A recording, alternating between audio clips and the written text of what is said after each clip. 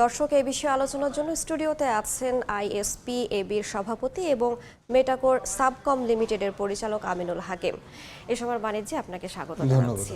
আমরা প্রতিবেদনটি দেখছিলাম, শুরুতেই যে বিষয়টি আপনার কাছে জানতে চাই, একদিকে সরকার ভারত থেকে আমদানি করতে নিরুৎসাহিত করছে, অন্যদিকে বেসরকারি কেবল স্থাপনেও এক ধরনের আটকে আছে বিষয়টি। তাহলে এর বিকল্পটা কি হবে, কিভাবে সমস্যার সমাধান করা যাবে? আচ্ছা, প্রথমে আমি একটু বাংলাদেশের প্রেক্ষাপটে বলি যে আমাদের বর্তমানে প্রায় 8,500 থেকে 9,000 জিবিপিএস এর মতন ব্যান্ডউইথ ব্যবহার হচ্ছে। এর মধ্যে BSCCL Bangladesh submarine cable company, যেটা স্টেট ওন কোম্পানি, ওনারা প্রোভাইড করছেন হচ্ছে গিয়ে 4,200 থেকে 4,300 জিবিপিএস এর মতন। বাকি ব্যান্ডউইথে ইন্ডিয়া থেকে আমদানি করছি।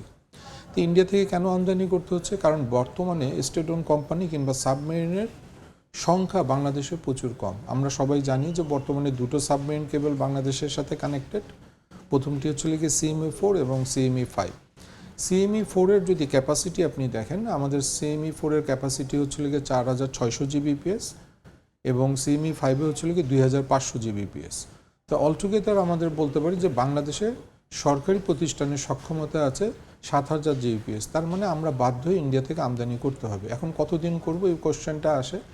যতদিন না সরকারের সদিচ্ছার অভাব থাকবে ততদিন আমাকে করতেই হবে। 3টা সাবমেরিন কেবলের লাইসেন্স প্রদান করা হয়েছে। এই 3টা সাবমেরিন কেবল যদি অপারেটর আগামী বছরই ওনাদের সার্ভিস লঞ্চ করতে পারে, তাহলে আমার দৃঢ় বিশ্বাস যে ইন্ডিয়া থেকে যে ব্যান্ডউইথের নির্ভরতাটা আছে সেটা থেকে আমরা বের হয়ে আসতে পারবো। জাতীয় যে আমাদের অর্থনৈতিক যে সাশ্রয় হবে সেটা থেকে আমরা বের হয়ে আসতে পারবো।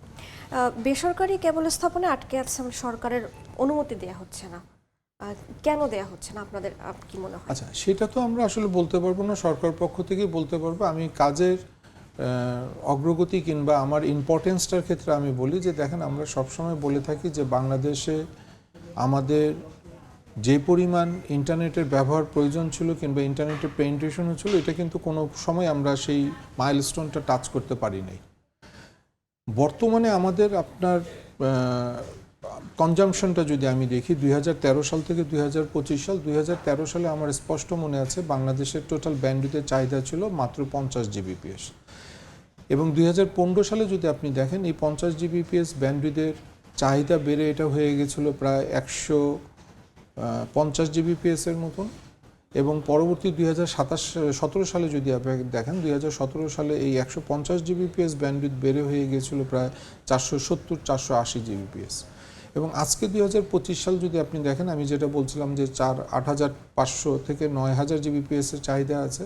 এবং 2023 সালটা যদি আপনি দেখেন, 2023 সালেও কিন্তু আমাদের প্রায় 4500 জিবিপিএস এর মতন ব্যবহার হতো। আমি যেটা বোঝাতে চাচ্ছি যে আপনি এই যে আমি বিভিন্ন বছরে বিভিন্ন ব্যান্ডউইথের ব্যবহারটা হচ্ছে, আপনি খেয়াল করলে দেখবেন যে প্রতি 2 বছর অন্তর অন্তর বাংলাদেশের ব্যান্ডউইথের চাহিদা কিন্তু বেড়ে যাচ্ছে এবং এটা দ্বিগুণ হচ্ছে। আপনি ইন্টারন্যাশনাল ট্রেন্ডটাও যদি ফলো করেন, ইন্টারন্যাশনাল ট্রেন্ড ফলো করলেও দেখা যায় যে পুরো বিশ্বে প্রতি 2 বছর অন্তর অন্তর ব্যান্ডউইথের চাহিদা স্রেফ একবারে ডাবল হয়ে যাচ্ছে। আচ্ছা, বাংলাদেশের জন্য এটা আরও চ্যালেঞ্জিং কিংবা আরও হুমকি কী জন্য আমি আরেকটু উল্লেখ করতে চাই। দেখেন, আমাদের এখানে কতগুলি ফ্যাক্টর। রিসেন্টলি বাংলাদেশ সরকার স্টারলিংকে পারমিশন দিয়েছে, তার মানে স্টারলিংকের একটা কনজামশন হবে। স্টারলিংক এখন আমরা পত্রিকার মাধ্যমে জানতে পারছি যে আমাদের এখন প্রায় এখান থেকে হাব করে পার্শ্ববর্তী দেশ নেপাল এবং ভুটানে ওনারা সার্ভিস প্রোভাইড করতে যাচ্ছেন, এটাও একটা ফ্যাক্টর।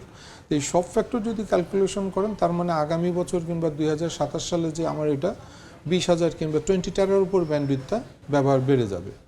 এখন সরকারের উচিত হবে যে আমাদেরকে সহযোগিতা করা এবং কত দ্রুত এই সাবমেরিন কেবলটা আমরা লঞ্চ করতে পারি, কোন কোন মন্ত্রণালয় এবং কোন কোন মিনিস্ট্রি কিংবা কোন কোন অধিদপ্তরে আমাদের পারমিশন দরকার, এটা সরকারকে আমাদেরকে সহযোগিতা করতে হবে। আচ্ছা, আমরা বেসরকারি কেবলের কথা বলছিলাম, এইটার আসলে কাজের অগ্রগতি কতটুকু হয়েছে, এর বিনিয়োগটা কি পরিমাণ?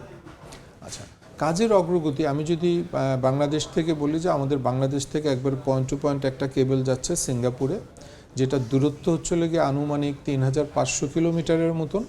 এর মধ্যে প্রায় 2200 কিলোমিটারের মতন কেবলের কাজ সম্পন্ন হয়ে গেছে, 1300 কিলোমিটারের মতন কেবল আমাদের বাকি আছে। সরকার যদি এখন আমাদের সহযোগিতা করে, সেই ক্ষেত্রে আমরা 1300 কিলোমিটার কেবল এই উইন্টার সিজনে যদি আমরা কেবল লে করি, হোপফুলি মিড মার্চের মধ্যে কাজ সম্পন্ন এবং কমার্শিয়ালিও লঞ্চ করা সম্ভব হবে। যদি এই উইন্টারটা আমরা সামহাও মিস করি তাহলে আমাদেরকে 1 বছর কিংবা 2 বছরের মতন অপেক্ষা করতে হবে। বিনিয়োগের যে কথাটা বললেন, এই বিনিয়োগ 3টা কোম্পানি এখন পর্যন্ত এলসি অলমোস্ট 70 থেকে 80 million US dollar LC open করেছে, যেটা কাউন্টার পার্ট ক্যাশও করে ফেলেছেন। এবং লোকাল যে ইনভেস্টমেন্ট আছে, এটা আমি ইন্টারন্যাশনাল পার্টের কথা বললাম যে 70 থেকে 80 মিলিয়ন ইউএস ডলার ইনভেস্টমেন্ট হয়ে গেছে, এবং লোকাল পার্টের মধ্যেও কিন্তু আপনার অলমোস্ট আরও 20 থেকে 30 মিলিয়ন ইউএস ডলার ইনভেস্টমেন্ট হয়ে গেছে। আচ্ছা, ভারত থেকে আমদানির জের ধরে আমি প্রশ্নটা করছি। প্রধান উপদেষ্টার বিশেষ সহকারে একটা আঞ্চলিক ইস্যুর কথা বলেছেন, কি মনে হয় আসলে ইস্যুটা কি? আচ্ছা, আঞ্চলিক ইস্যু আমি এখানে তেমন কিছু দেখি না। বাংলাদেশ কার সাথে কানেক্টেড হবে সেটা কিন্তু বাংলাদেশের সম্পূর্ণ সিদ্ধান্ত।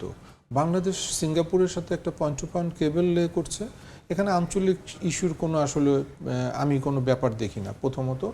এবং দ্বিতীয়ত হচ্ছে গিয়ে ইন্টারন্যাশনালি এখন যেভাবে রাজনীতিগুলি চলছে, কোনো দেশ চাবে না যে বাংলাদেশ উন্নত হোক।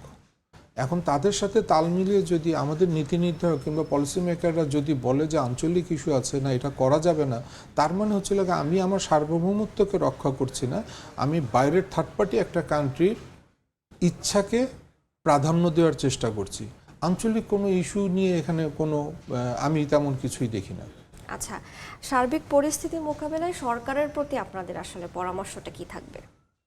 আচ্ছা, এখন দেখেন আমাদের বাংলাদেশে এই সংবেদনশীল সময়ের মধ্যে প্রধান উপদেষ্টার যে টিম কাজ করছে দেশকে স্থিতিশীল রাখার জন্য, সেজন্য আমি প্রথমেই ওনাদেরকে আন্তরিকভাবে ধন্যবাদ দিচ্ছি। ওনারা যে দায়িত্ব পালন করছে কিংবা ওনারা যে মেধা শ্রম সময় দিচ্ছেন, এজন্য ওনারা ধন্যবাদ পাওয়ার যোগ্য।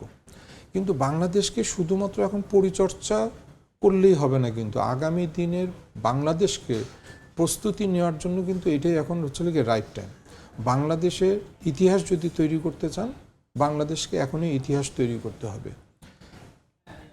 সাবমেরিন কেবলে বাংলাদেশ কানেক্ট হওয়া মানে শুধুমাত্র এটা না যে আমরা সুপার হাইওয়েতে কানেক্ট হচ্ছি, এটার মানে এটা না যে আমার ইন্টারনেট স্পিড বেড়ে যাচ্ছে। এটা মানে হচ্ছে আমার ডিজিটাল সার্বভৌমত্বের বিষয়, আমাদের জাতীয় অর্থনৈতিক বিষয়, আমাদের ডিজিটাল নিরাপত্তার বিষয় কিংবা আমাদের জাতীয় নিরাপত্তার বিষয়। আপনি অন্য দেশের সাথে যদি কম্পেয়ার করেন, পাকিস্তানে এখন 10 টেরাবিট ব্যান্ডউইথের চাহিদা আছে, পাকিস্তান 10টা সাবমেরিন কেবলের সাথে কানেক্টেড।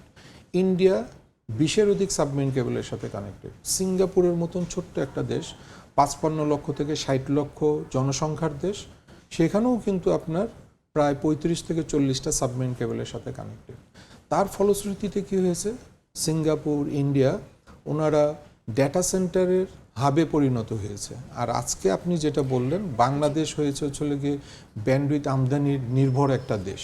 তা আমি সরকারকে বলবো যে সীমিত সময়ে যেহেতু আপনারা আছেন, সীমিত সময়ের মধ্যে ইতিহাস তৈরি করেন, নাহলে বর্তমান প্রজন্ম কিংবা আগামী প্রজন্ম আপনাদেরকেও কোশ্চেন করবে। আমরা আগে যে ভুলগুলি করেছি, এই ভুলের পুনরাবৃত্তি যেন না হয়।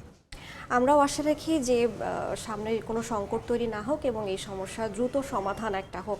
আপনাকে অসংখ্য ধন্যবাদ আমাদের সঙ্গে স্টুডিওতে যুক্ত হওয়ার জন্য।